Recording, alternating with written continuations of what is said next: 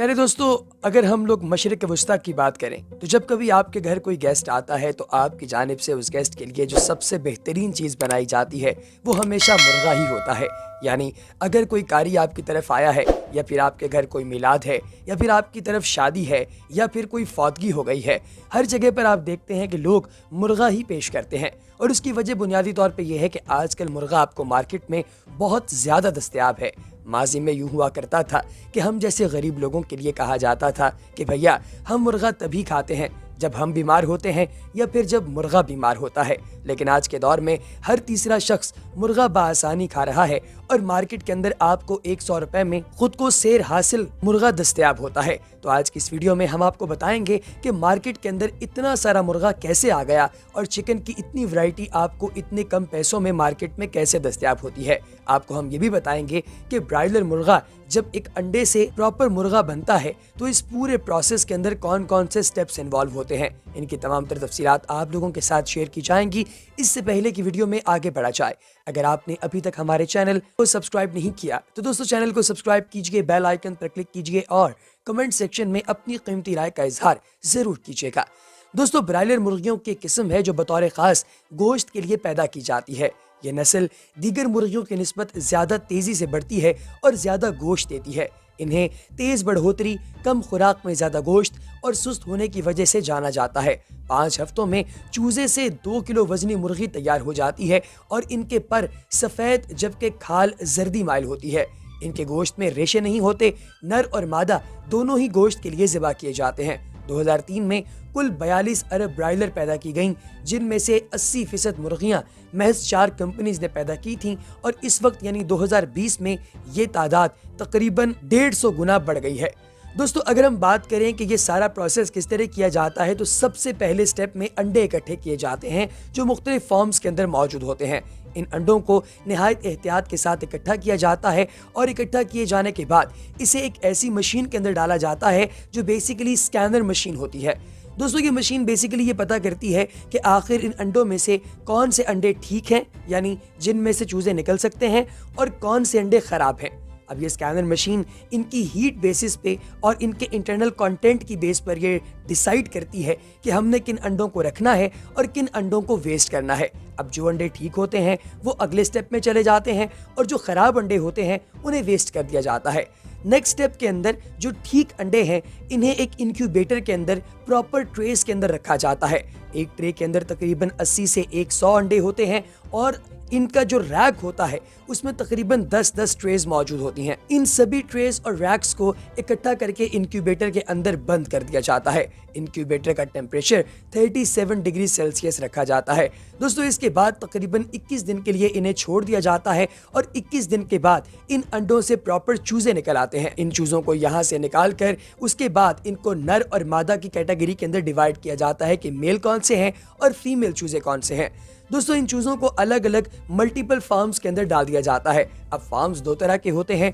एक फार्म तो वो होता है जो बहुत ही एडवांस और जदीद होता है, जिसके अंदर प्रॉपर नोजल के जरिए फीडिंग की जाती है। प्रॉपर फीड और पानी इन तमाम चूजों को दिया जाता है ताकि ये चूजे अपनी खुराक भी हासिल कर सकें और खुराक का ज़िया भी ना हो। इसके अलावा जिस फर्श पर इन्हें रखा जाता है उस फर्श के ऊपर लकड़ी का गुद्दा डाल दिया जाता है जो कि इसकी रगड़ाई के नतीजे में निकलता है ताकि इन मुर्गियों का जितना भी फुजला हो वो इसके अंदर जज़ब हो जाए और इन चूजों को किसी किस्म का कोई इन्फेक्शन ना हो। जबकि दोस्तों, दूसरा तरीकाकार रिवायती तरीकाकार है जिसके नतीजे में गंदी मुर्गी पैदा की जाती है जो बाज़ दफ़ा मुख्तलिफ बीमारियों का शिकार होती है। और इस तरह के फार्म्स अक्सर औकात आपने देहातों के अंदर या फिर शहरों की मुख्तलिफ रिमोट एरियाज के अंदर देखे होंगे। अब दोस्तों, 5 हफ्तों के लिए इन्हें प्रॉपर फीड दिए जाने के बाद जब ये एक बड़े साइज की मुर्गी और मुर्गा बन जाता है तो इन्हें दोबारा से देखा जाता है कि किसके जरिए हम लोग अंडे पैदा कर सकते हैं और किसको हम लोग गोश्त की ट्रांसपोर्ट के लिए इस्तेमाल कर सकते हैं। वो तमाम मुर्गियां जो कि फर्टिल होती हैं और अंडे दे सकती हैं,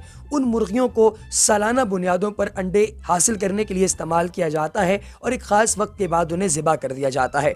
एक आम मुर्गी तकरीबन 250 से 300 सालाना अंडे देती है और इसके बाद इस मुर्गी का काम खत्म कर दिया जाता है। जबकि दोस्तों, जो मुर्गे होते हैं इन मुर्गों को बड़े होते साथ ही फौरी तौर पर एक और मशीन की तरफ भेज दिया जाता है जो इन्हें उल्टा लटका देती है। इस मशीन के अंदर से जो बेल्ट गुजरती है, ये मुर्गे उसके साथ साथ आगे बढ़ते हैं और एक तेज धार आले से अपनी गर्दन कटवा लेते हैं। इनकी गर्दन काटे जाने के बाद इन्हें एक और मशीन से गुजारा जाता है जो कि इन्हें ठंडे पानी के शावर्स में से गुजारती है, जिसके जरिए इनकी बॉडी पर मौजूद तमाम पंख और पूरी जिल्द इंतहाई नरम हो जाती है। दोस्तों, इसके बाद अगला चेंबर आता है जो कि इनकी पूरी बॉडी से ये पंख और ये सारी चीजें जो इन्हें प्रोटेक्टेड रखती हैं उनको उतार देता है। नेक्स्ट स्टेप के अंदर इनके पंजे और इनकी गर्दन काट दी जाती है।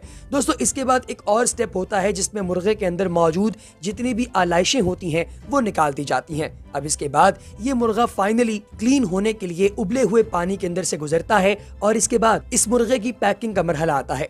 दोस्तों, पैकिंग दो तरह से की जाती है। या तो ये पैकिंग ऐसे होती है कि मुर्गे के पूरे बॉडी के पार्ट्स छोटे छोटे कर दिए जाएं और इन्हें पैक किया जाए, या फिर पूरे का पूरा मुर्गा एक बड़ी प्लास्टिक पैकेट के अंदर पैक करके मार्केट के अंदर भेज दिया जाता है। इस तरीके से ये मुर्गा मार्केट में आता है। इसे मुख्तलिफ रेस्टोरेंट्स खरीदते हैं, आम पब्लिक खरीदती है और इनके जरिए आप मजे की डिशेस बनाकर खाते हैं। दोस्तों, पोल्ट्री की सनत पाकिस्तान की सबसे बड़ी एग्रो बेस सनत है और आवाम के लिए हैवानी प्रोटीन हासिल करने का सस्ता तरीन जरिया भी है। खास तौर पर एक ऐसी मैशत में जो बहुत ज्यादा मिसाली नहीं है, पोल्ट्री सेक्टर की कामयाबियों को बेमिसाल करार दिया जा सकता है। ये कहना मुबालगा ना होगा कि पाकिस्तान की मैशत का ये वो वाहिद सेक्टर है जो हर तरह के हालात में आगे ही बढ़ता रहा है। और अगर हम लोग ये कहें कि दौरान जंग भी बर्ड फ्लू जैसी बीमारियां आ गई हैं तो वो भी दोस्तों इसका कुछ नहीं बिगाड़ सकें। शादियों के खाने पर पाबंदी का ऑर्डिनेंस भी आ गया। बहुत सारे लोगों ने मुर्गे के बारे में मुख्तलिफ कैंपेन्स भी चलाई। अलगर्ज हर तरह का मामला किया गया, लेकिन दोस्तों पोल्ट्री की सनत इन तमाम मुश्किलात के बावजूद कामयाबियों की मनाजिल तय करती रही। पोल्ट्री की सनत से वाबस्ता अफराद, फार्मर्स और पाकिस्तान पोल्ट्री एसोसिएशन को इस बात पर खिराज तहसीन पेश किया जाना चाहिए। दोस्तों, पोल्ट्री सेक्टर को आमतौर पर फीड की तैयारी के हवाले से मुख्तलिफ किस्म के मुतज़ाद सवालात का सामना रहता है और फीड की तैयारी के मुख्तलिफ मराहिल से नावाकफियत के बावजूद चंद लोगों की जानिब से इसके बारे में बात की जाती है। इसलिए हम अपने दोस्तों को बताना चाहते हैं कि पोल्ट्री फीड में इस्तेमाल होने वाले अज्जा 60% से ज़्यादा ज़रूरी अजनास पर मुश्तमिल होते हैं, जिनके मयार को फैक्ट्री में दाखिल होने से पहले लेबॉर्ट्री की मदद से जांचा जाता है। अगर किसी ट्रक में गैर मयारी ज़रूरी अजनास मौजूद हों तो उनको गेट पर ही मुस्तरद कर दिया जाता है। अलावा अज़ीं ऑयल सीड से तेल निकालने के बाद जो फूक बच जाती है वो प्रोटीन का जरिया है जो कि फीड में 30% से 35% बतौर प्रोटीन इस्तेमाल होती है। इसके अलावा दोस्तों मोलेसिस जो कि शुगर मिलों की बाय प्रोडक्ट होती है उसको भी इस्तेमाल किया जाता है जो कि अमूमी तौर पे गन्ने वगैरह से निकलती है।